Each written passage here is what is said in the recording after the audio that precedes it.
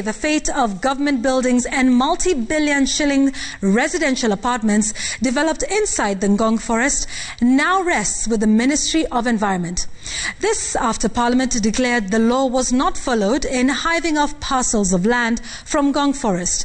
The Environment Ministry had threatened to demolish and repossess the land it said was illegally acquired. But the committee now recommends for negotiation between the ministry and property owners to find an amicable solution. Samagina reports. The report by the Parliamentary Committee on Environment indicates the 34 acres within which the buildings are located was not hived off from Ngong Forest procedurally. The report finding the law was not followed in the accession of the land. As such, those residing within the area will now have to sit and negotiate with the Ministry of Environment and Natural Resources to save their properties from a possible demolition. The ministry had threatened to demolish and repossess the land, saying it was acquired illegally. The affected estates include KMA Estate, Langata Gardens Estate, Langata View Estate, Shalom Estate, St. Mary's Hospital and Forest View Estates. According to the committee, the government has the options of either revoking the titles or issuing new titles to the current registered proprietors under new terms and conditions, as the forest area where the buildings are sitting have substantially been developed by the original allottees or third parties in a manner they cannot be restored to their original purpose.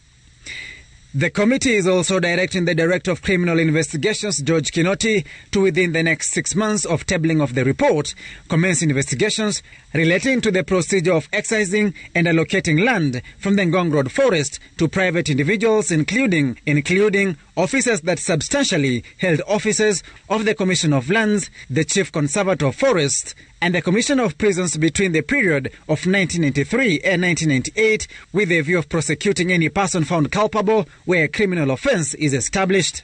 Parliament proceedings of 1998 indicted former powerful minister in the Kanu government, Francis Lotodo, for setting off the grabbing spree of Ngong Forest.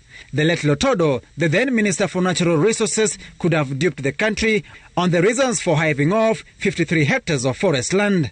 According to the records, Lotodo vaguely claimed the parcel of land was meant for a fictitious school with no name or even acreage.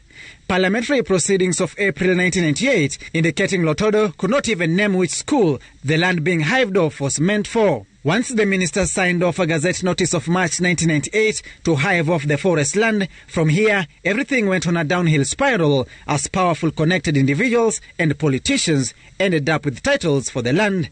Samagina, Citizen TV, Nairobi.